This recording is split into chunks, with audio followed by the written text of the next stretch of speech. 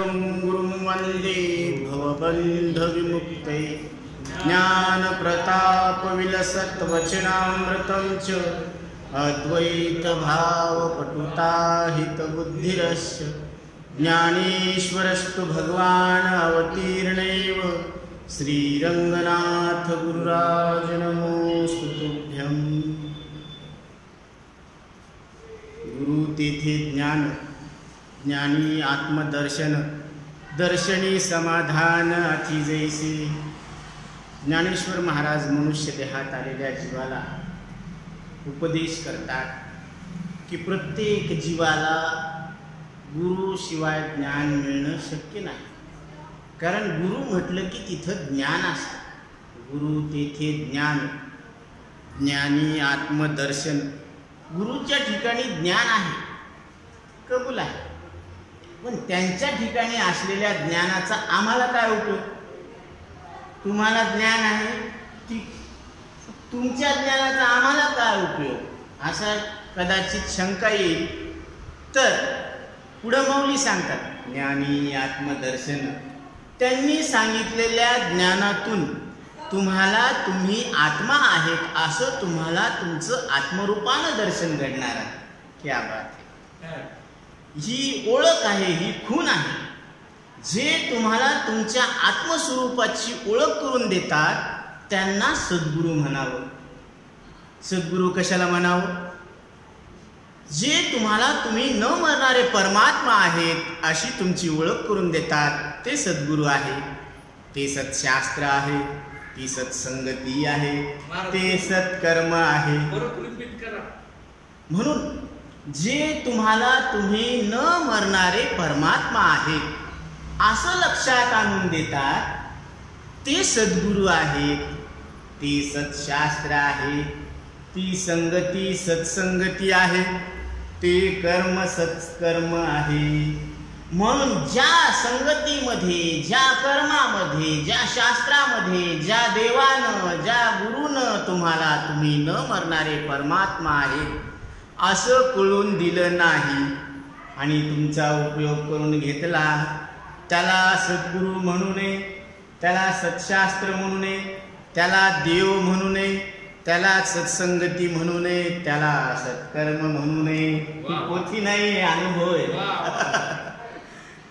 म्हणून अगाध हे मोक्ष कथा, इथ जयासी मुमुक्षु अवस्था, तेने देहाभिमानाची माथा, आदरे श्रवणार्थी पाय देवनी, आदरे श्रवणार्थारी धाम।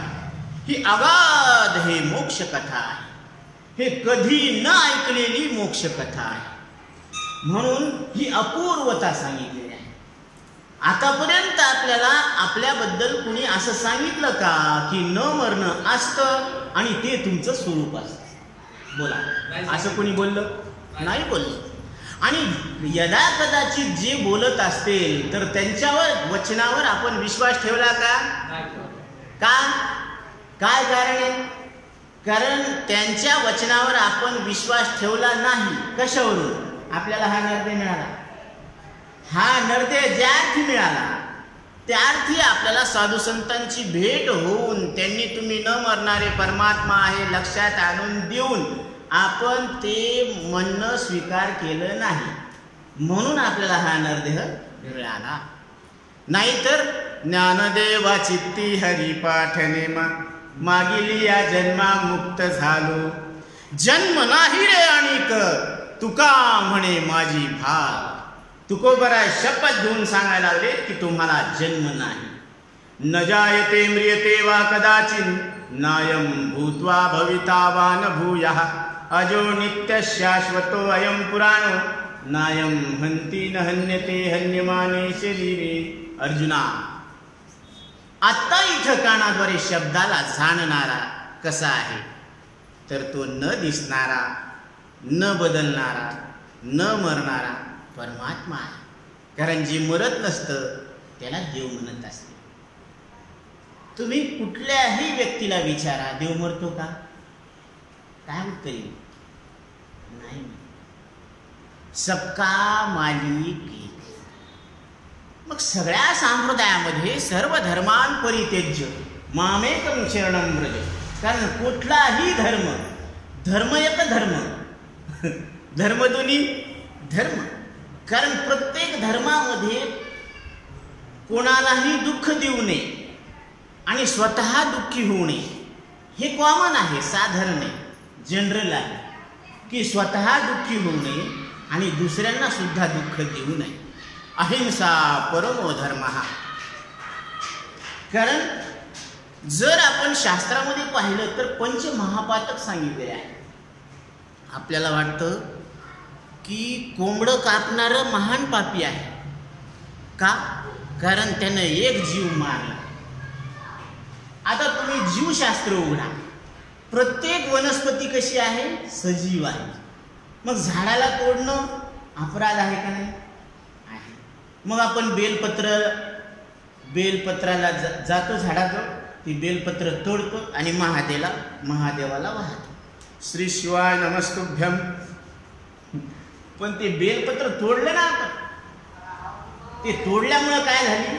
हत्या झाली, जीवाची हत्या झाली. मग हे आता ज्वारी आलेली आहे.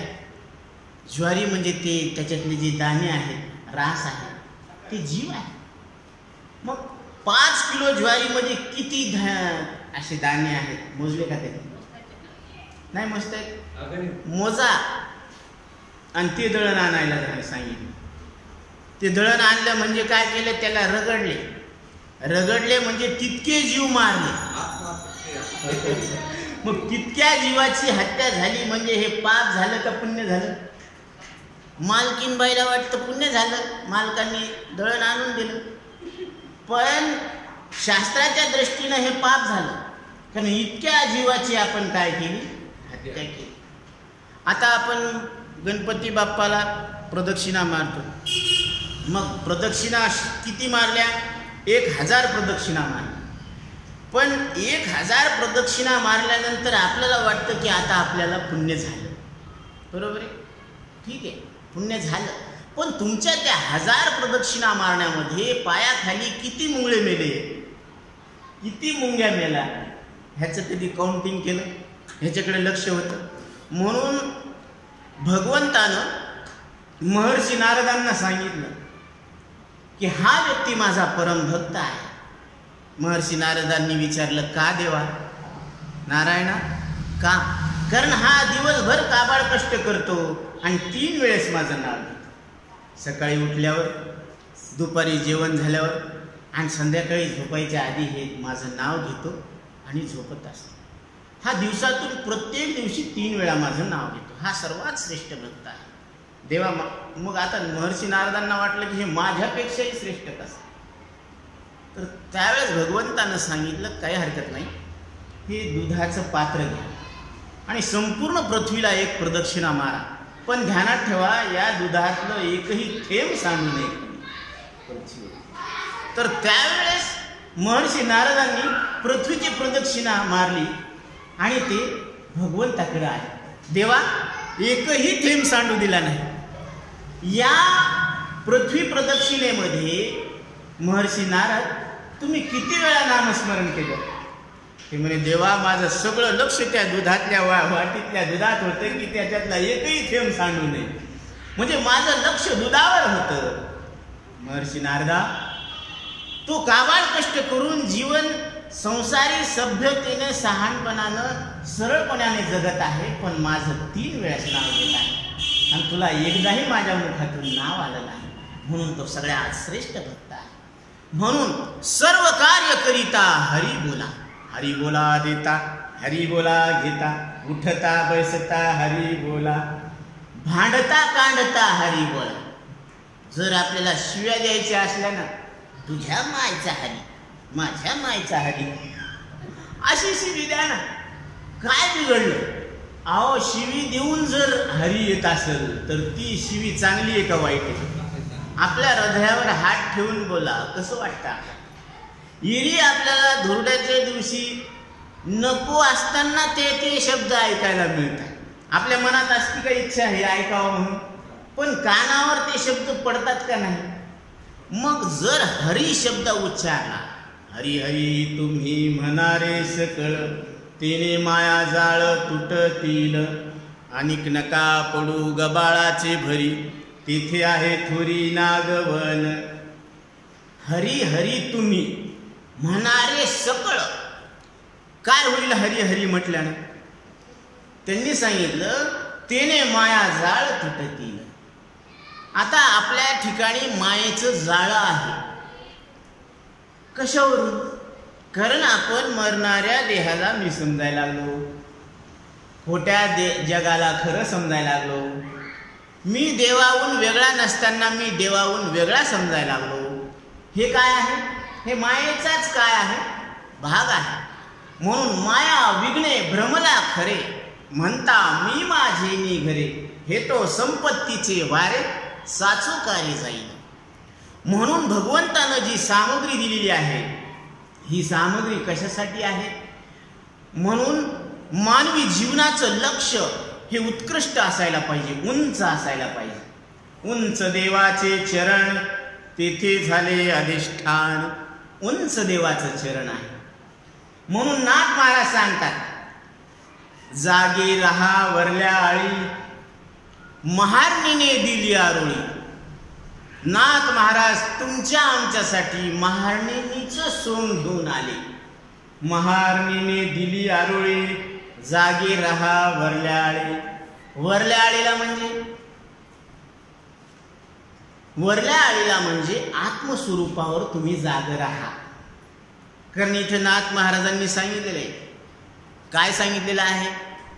वरल्या आळीला तुम्ही सावध राहावे. वरल्या आळीला पाटील बुवाला मग लावून सवे. पाटील बुवाला चिठ्ठी येईल बा मग पडेल ठावे. चिठ्ठी येईल बा मग पडेल ठावे. पिंगळा महाद्वारी बोली बोलत देखा. पिंगळा महाद्वारी. पिंगळ्याचा एक भारुड आहे नाथ महाराजांचं. तर पिंगळाचे एक सोंग घेतलेलं आहे महाराजांनी. पिंगळा शब्दाचा अर्थ घुबड. घुबड काय करतो? डोर फिरवितो डुगडुग ऐका. डोर फिरवितो डुगडुग ऐका. पिंगळा महाद्वारी बोली बोलतो देखा. पिंगळा महाद्वारी. पिंगळा म्हणजे घुबड हे रात्रीला जागरण करतात. कारण त्यांना दिवसभर खायला मिळत नाही, म्हणून हे प्रकाशाखालचे मर्क्युरी खालचे लहान लहान बारीक सारीक किडे खाऊन हे जगत असतात. आणि त्याचं जे आवाज आहे ते पहा ना तुम्ही ऐकून. घुघू घु घुघू घु असं त्याचा कर्कश आवाज आहे. ते आपल्या कानाला ऐकू सुद्धा वाटत नाही. आणि ते असे गोल गोल डोळे फिरवते. कसे फिरवते ते डोळे? त्याचं जे मुख आहे ते सुद्धा पाहू वाटत नाही आपल्याला, इतकं ते भयानक आहे. आणि त्याचा आवाज सुद्धा कर्कश आवाज आहे, ऐकू वाटत नाही आपल्याला. पण हा पिंगळा एक मृत्यूची जाण करून देतो, आठवण करून देतो. महाद्वार कशाला म्हटलेलं आहे? हे मानव देह जे आहे ना, याला महाद्वार म्हटलेलं आहे. जाऊनी महाद्वारी नवस हो पेढीला. हे कोणतं महाद्वार? कोणता नवस आहे? प्रत्येक मनुष्य देहात आलेल्या जीवानं भगवंताला नवस केलेला आहे. आणि नियम असा आहे की पहिलं लोन क्लिअर केल्याशिवाय दुसरं लोन देतच नाही. कारण याचं क्रेडिट राहत नाही, नील रिपोर्ट द्यावा लागतो. तसं भगवंताला गर्भवासात प्रत्येक जीवानं नवस केलेला आहे. काय म्हणून नवस केलेला आहे? एक वेळ करी या दुःखा वेगळे. एक वेळ करी या दुःखा वेगळे. आठवीन पाय हा माझा नवस. आठवीन पाय हा माझा नवस. म्हणून हे भगवंता, मला एकदा या गर्भवासाच्या दुःखातून बाहेर काढ. मी तुझ्याच रूपाला प्राप्त करून घेईन, असं भगवंताला तिथं नवस केलेला आहे. दुरिताचे जाळे उगवनिया आठवीन पाय हा माझा नवस आठवीन पाय हा माझा नवस. प्रत्येक जीवानं गर्भवासामध्ये देवाला नवस केलेला आहे. देवा मी नवस करतो की मला या दुःखातून एकदा वेगळं कर. कारण गर्भवासाचं दुःख प्रत्येकानं भोगलेलं आहे, भोगून आलेलो आहोत, पण त्याची आठवण ठेवली का? नाही ठेवली. आणि पुढं मृत्यूचं दुःख आहे, पण त्या दुःखातून पार पडण्यासाठी काही प्रयत्न केले का आपण? का गार झाले? गार झाले, कूलरची हवा खाऊ खाऊ गार झाले.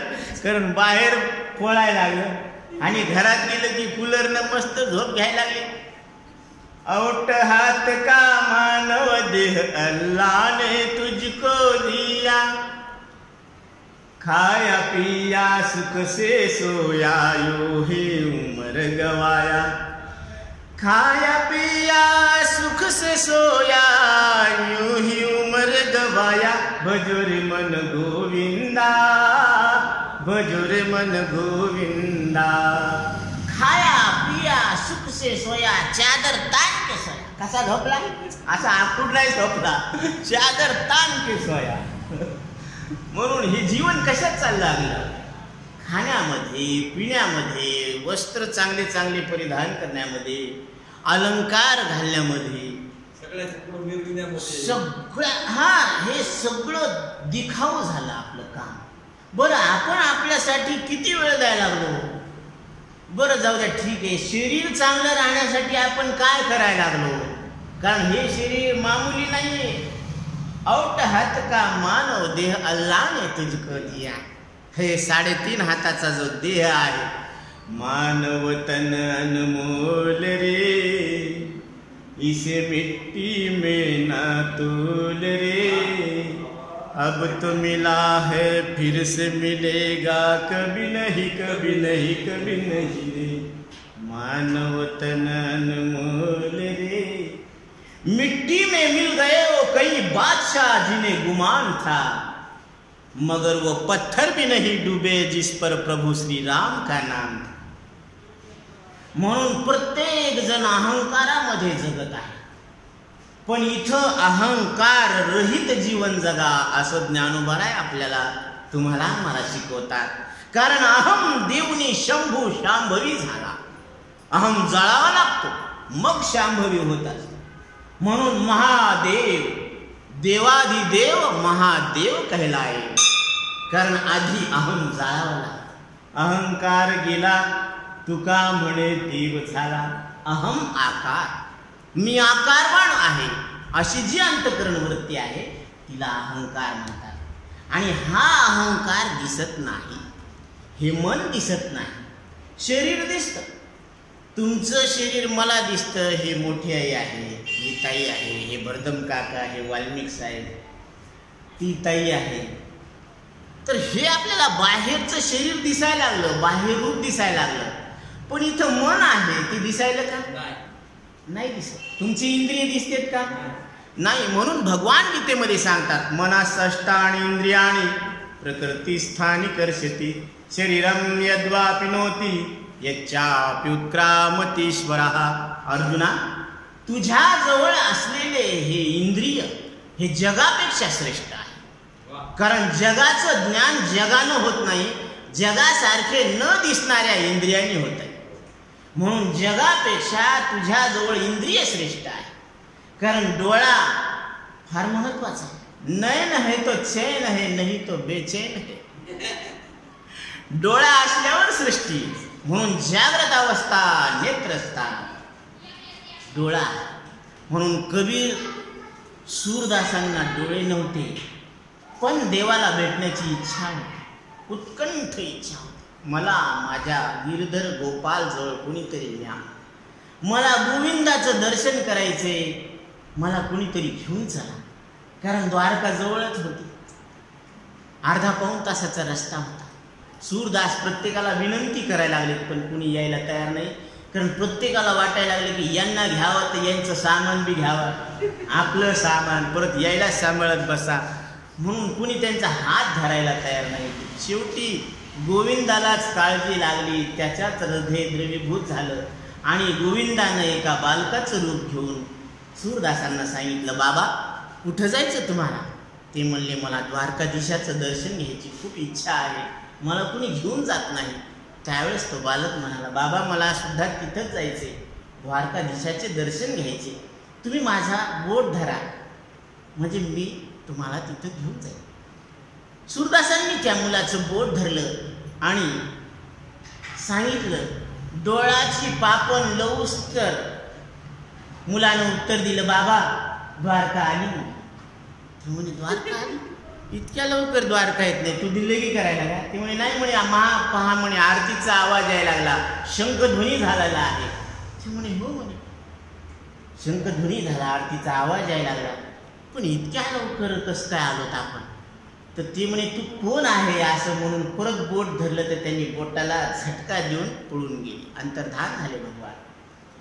देवाला सांगितलं त्यावेळेस सूरदासांनी, तू हाताला झटका देऊन पळाला पण हृदयात बसलेला कुठं पळशील?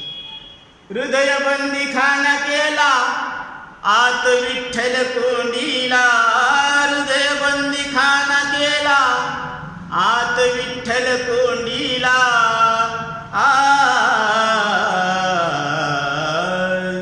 धरिला पंढरीचा चोर, धरिला पंढरीचा चोर.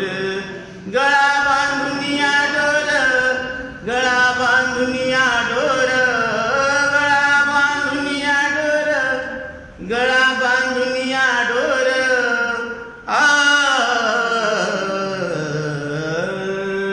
धरिला पंढरीचा चोर, धरिला पंढरीचा चोर.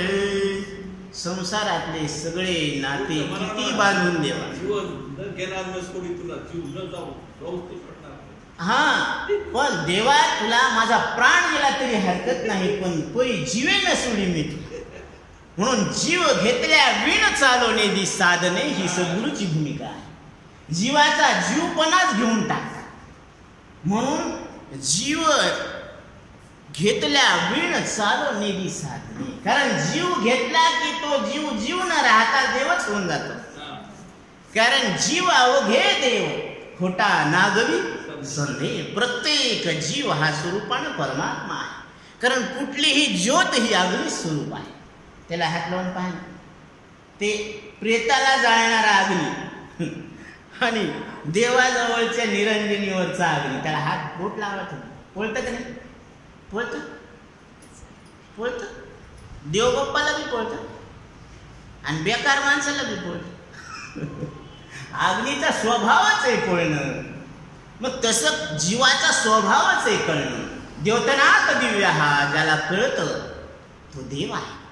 म्हणून पंचकरणामध्ये भगवान सांगतात, सद्गुरू सांगतात, कारण शिष्यानं विचारलेला आहे, हो देवा हा यो मनस्सा. सद्गुरू सांगतात, जो मनाला जाणतो तो देव आहे. तुम्ही तुमच्या मनाला जाणता हा तुमचा अनुभव आहे. आणि को देवा हा यो मनस्साक्षी, हे शास्त्र प्रमाण. जो मनाला जाणतो तो देव आहे, ही युक्ती आहे. आणि तुम्ही तुमच्या मनाला जाणता हा तुमचा अनुभव आहे. मग अनुभवानं, युक्तीनं, प्रमाणानं सिद्ध झालं की तुम्ही देव आहे. आता काय आडवं यायला लागलं? तुम्हाला निश्चय करायला की मी देव आहे. मग काही शंका असतील, काही संशय असेल तर तुम्ही श्रवण करा, वेदांत शास्त्राचं श्रवण करा. कारण भगवान शंकराचार्य सांगतात की अनंत जी ग्रंथ आहेत त्या अनंत ग्रंथाचा निचोड मी एका श्लोकामध्ये तुमच्या समोर प्रगट करत आहे. श्लोकार्धेन प्रवक्ष्यामि यदुक्तम ग्रंथ कोटिभिः. कोटी ग्रंथाचं मनोगत एका श्लोकामध्ये मी तुमच्या समोर मांडत आहे. एवढं बोलण्यामध्ये अर्धा श्लोक खर्चला. पुढं ब्रह्म सत्यम जगन्मिथ्या जीवो ब्रह्मैव नापरा. प्रत्येक जीव हा स्वरूपानं ब्रह्मरूप आहे आणि त्याला अनुभवाला येणारा जो संसार आहे तो स्वप्नासारखा मिथ्या आहे. कसा आहे? जसं आपण लहानपणी ते बारसं असते की गाय गवळ्याचा वाडा, तिही घरोंडा असतो, त्याच्यामध्ये एक चूल असते, तिथे एक गाय असते, शेणाची गाय असते, शेणाचा वासरू असतो, असं आपण खेळत असतो. आणि आईनं हाक मारली जेवायला की ते सगळं मोडून आपण निघून जातो. मग तिथंच रडत बसतो का की माझं घर तुटायला लागलं म्हणून? तसं हे जी सगळी सृष्टीची रचना आहे, त्या रचनेमध्ये भगवंतानं आपल्याला जे नाते दिलेले आहे, तर ह्या नात्यामध्ये आपण सगळ्यांना परमार्थामध्ये सहायता करण्याची भूमिका आहे. पण आपण ती भूमिका विसरलो आणि माझी बायको, माझी लेकरं, माझा बाप, माझी माय, माझं घर, माझे पैसे, या सगळ्याला माझं माझं माझं माझं म्हणत राहायला लागलो आणि आपण आपली परमार्थाची भूमिका विसरून गेलो. या रे धरू हरी नाम तारू, भवाचा सागरू भय नाही. नाथ महाराज सांगायला लागले, या रे धरू हरिनाम तारू. आपल्याला तारणारं कोण आहे? हरिनाम. म्हणून हरीचं नाव आपल्याला तारत असतं. जसं आपण नदीतून तरण्यासाठी काय करत असतो? त्या नावेमध्ये बसतो. मग नावेमध्ये पाणी असतं का? नसतं. पाण्यामध्ये नाव असते, नावेत पाणी नसतं. आणि नावेत आपण बसलेलो असतो, म्हणजे ती नाव काय करत असते? आपल्याला त्या इकडच्या काठावरून पलीकडच्या काठावर नेते. बरोबर आहे? तसं नाम ही नाव आहे आणि हे भवसागर आहे, जन्ममृत्यूचं सागर आहे. आणि ह्या सागरातून पहिलं तीराला जाण्यासाठी ही नामाची नाव कामी येणार. पहिलं तीराला नेईला पुली, ही प्रभुनामाची नाव.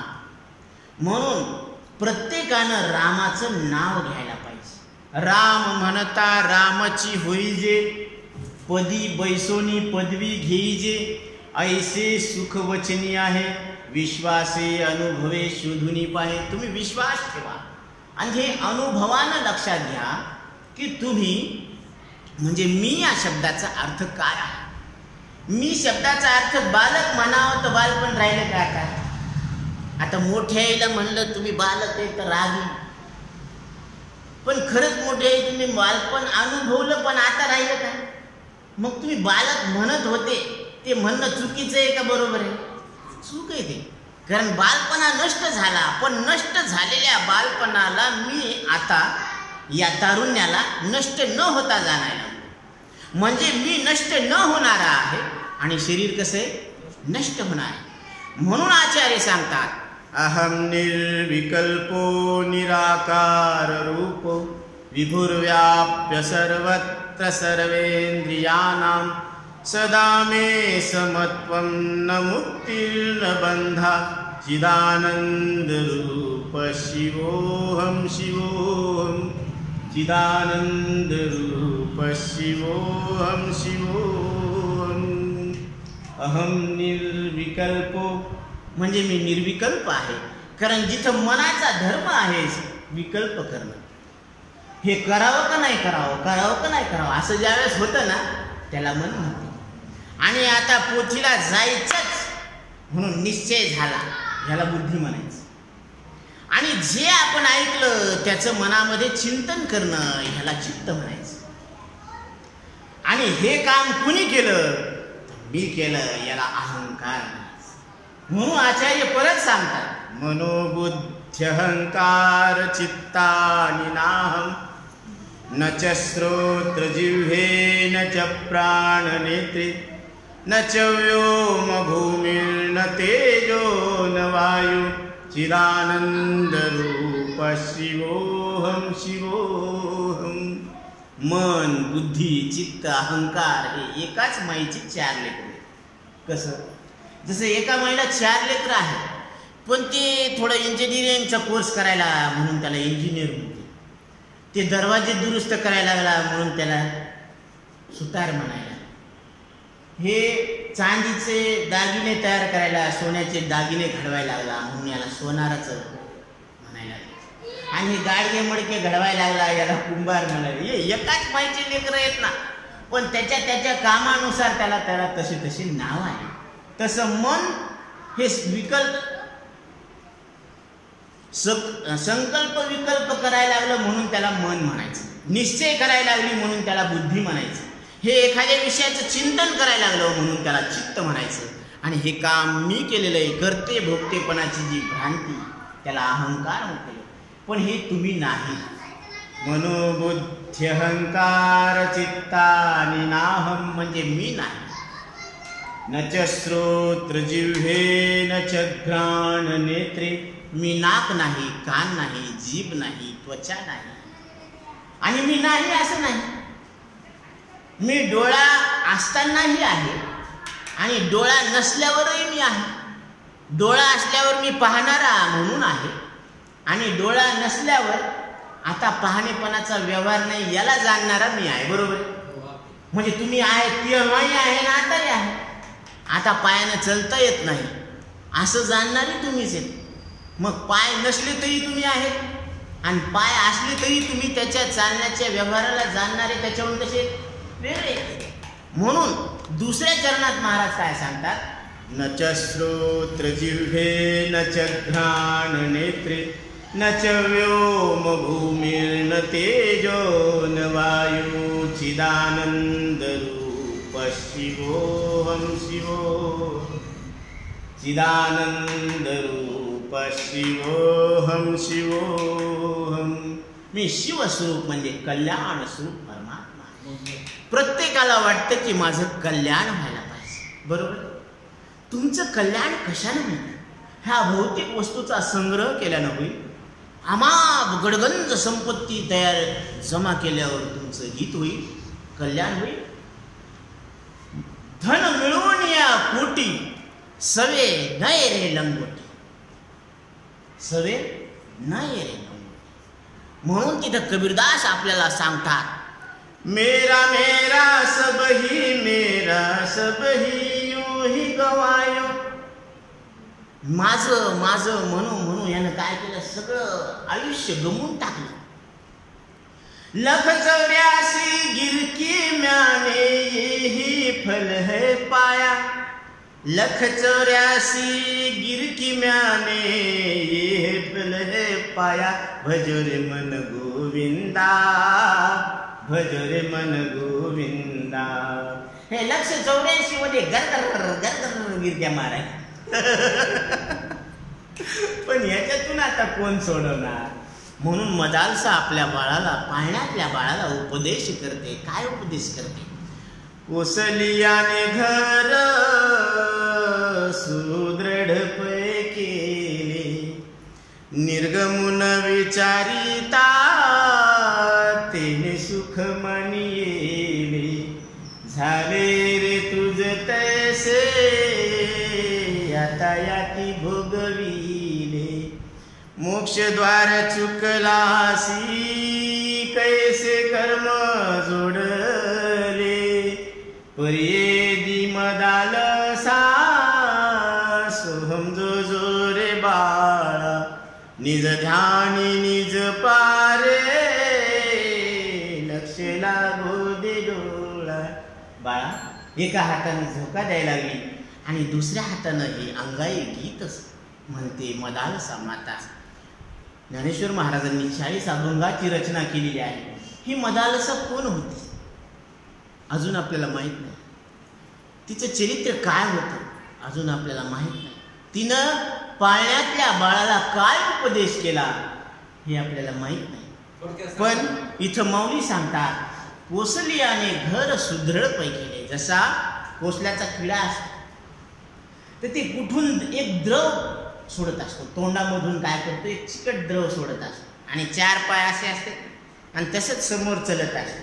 तर ते द्रवित पदार्थ त्याच्या असं ती रेष आणि ते पुढं जात असते. आपल्याला वाटतं ते मागच्या द्वारातून चिकट द्रव सोडायला, तसं नसते. ते तोंडातून चिकट द्रव सोडत असते आणि त्या ताग्यानं असं पूर्ण घर बांधतं आणि सगळे दार बंद करून टाकतं आणि ते सगळे दार बंद करून तिथंच गुदमरू मरून जाते स्वतःच. मग आता ते स्वतःच्या नाशाला कारणीभूत आहे का त्याचा नाश कोणी केला? कोसलियाने घर सुदृढ केले, चांगलं घर बांधलं, पण निर्गम न विचारिता त्याने सुख मानिले, म्हणजे जायचा दरवाजाच बंद केला त्याने आणि मधात कोणून घेतलं स्वतः.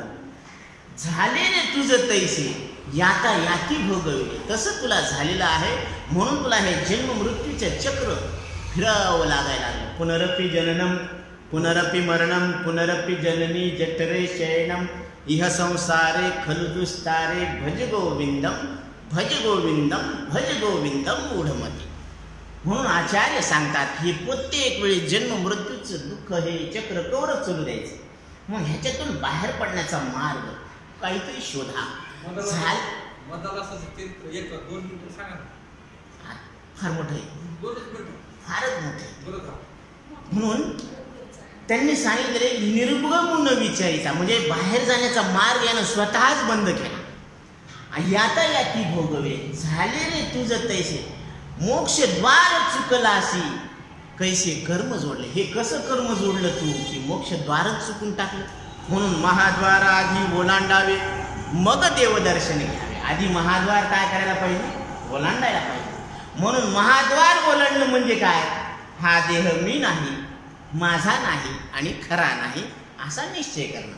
म्हणून गुरु तेथे ज्ञान, ज्ञानी आत्मदर्शन, त्या ज्ञानानं मी आत्मा आहे असं आपल्याला आपलं आत्मरूपानं दर्शन होणार आहे. दर्शनी समाधान अति जैसी, आणि असं दर्शन झाल्यानंतर आपल्याला जे समाधान पाहिजे, कारण प्रत्येकाची जी वाटचाल आहे, जे दौड आहे, जे प्रयत्न आहे, कशासाठी? समाधानासाठी. समाधान कुशी जे काही बोली जे ऐसे नाही. ज्याला लेकरू झालं त्याला विचारा ना तुम्ही समाधान आहेत का? ते म्हणते नाही बाबा. ज्याला नाही त्याला विचारा तुम्ही समाधान आहे का? ते म्हणते नाही बाबा. ज्यानं घर बांधलं त्याला विचारा तुम्ही समाधानी आहे का? ते म्हणते नाही बाबा. झोपत येत नाही, इकून चोर येते का तिकून चोर, त्याला झोपत नाही रातभर. आता हे कोरोनामध्ये ह्याला काही लस होती का, मास्क होतं का, काही काय म्हणते ते हँडवॉश नव्हतं, हे मस्त पडू लागले रोडवर हे दुकान, काही झालं नाही त्याला. आणि जे काय नाही करू लागले तेच क्वारंटीन झाले. म्हणजे काय अर्थ आहे याचा? म्हणजे जे जो की जे उपाव तो आपावची होऊ लागला. ज्ञाने विनय एके उपाय करीसे जितुके अधिक गुंफिसी तितुके रुखी ये. तो हे बुडामध्ये चाललं खोल त्याचे पाय रुतायला लागले. म्हणून ज्ञाना वाचून पर्याय नाही. तरुणोपाय, तरुण जाण्याला उपाय फक्त ज्ञान आहे. आणि ते ज्ञान कोणतं आहे? आत्मा अनात्मा विवेक ज्ञानम ज्ञानम भवती निर्मला. आत्मा काय आहे, अनात्मा काय आहे याचा निवाडा काय? मी कोण आहे आणि मी कोण नाही असं निवडता येते तुम्हाला. मग ज्या बुद्धीनं आपण दळण्यातले खडे निवडतो त्याच बुद्धीनं या अनात्म वर्गातून मी आत्मा कसा आहे वेगळा हे निवडता येते. कारण तुम्ही एक आहे. तपासून पहा, डोळे 2 आहेत, कान 2 आहेत, हात 2 आहेत, पाय 2 आहेत, तुम्ही किती? मग तुम्ही हात आहे का, पाय आहे का, नाक आहे का, कान आहे का, डोळा का, ह्याला सगळ्याला जाणून या सगळ्याहून वेगळे. तुम्हा सांगते वेगळं निघा आणि वेगळं निघून संसार बघा. असं तुम्ही ह्या अनात्म वर्गातून वेगळं निघा आणि मग या संसाराला बघा तर काय आनंद आहे. इतका आनंद. आजी संसार सुफळ झाला गे माय देखियले पाय विठोबाचे. आज संसार सुफळ झाला कारण आज मी विठ्ठलाचे पाय पाहिले. देखियले पाय विठोबाचे. पाय पाहणं म्हणजे काय? अधिष्ठान पाहणं. आणि अधिष्ठान तुम्ही आहात. जसं दोरीवर सर्प भासला तर ते सर्पही खोटा आहे, ती दोरी खोटी आहे आणि पाहणारी तुम्ही खरी. म्हणून तिथे काय सांगतात नाथ महाराज? रज्जूवरी भासे मिथ्या सर्प. रज्जूवर काय व्हायला लागला? मिथ्या सर्पाचा भास व्हायला लागला. सत्पद ते ब्रह्म चित्पद ते माया आनंदपदी जया म्हणती हरी. सत्पद निर्गुण चित्पद सगुण सगुण निर्गुण हरी पायी.